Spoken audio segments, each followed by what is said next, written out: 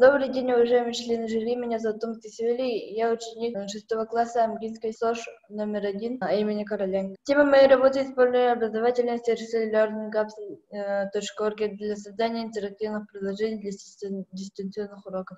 В прошлом учебном году, после начала COVID-19, наш учитель познакомил нас с новым сайтом Learning Apps. И все упражнения и домашние задания мы делаем на данном сайте. Сайт Learning Apps является отличным инструментом для обучения в дистанционном формате, поэтому мы считаем изучение данной темы актуальным. Цель данной работы — выявить возможности использовать сайт Learning Apps. Задача — изучить сайт Learning Apps, раскрыть возможности и потенциал данного сайта, раскрыть систему приемов, использованных на данном сайте, создать свои интерактивные приложения, узнать мнение сверстников о работе на данном сайте. Сначала я бы хотел познакомить вас с данным сайтом. Ресурс Learning Apps является конструктором интерактивных заданий. Он позволяет удобно и легко создавать электронные интерактивные упражнения для объяснения нового материала, для закрепления, тренинга, контроля.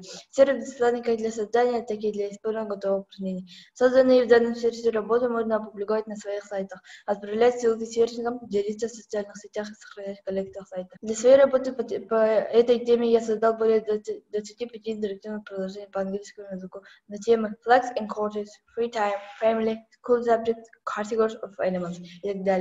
Все эти темы и лексика были взяты из учебника, но по которому мы сейчас учимся. Завершенное приложение проверяла мой учитель и оценивал. К примеру, разберем задание categories of animals. По теме уроков в рабочей тетради нам было задано задание, в котором нужно выявить, к какому типу относятся животные, и приписать правильную ячейку. Это задание я сделал интерактивным и перенес на сайт, добавив шаблон классификации. Добавил больше животных и затронул все 6 типов животных, представленных в учебнике. При создании данного приложения я искал все слова в словаре и больше запомнил, чем когда я просто их записывал в тетрадь. С помощью приложения голосования на данном сайте я провел опрос среди своих одноклассников, спросил их мнение.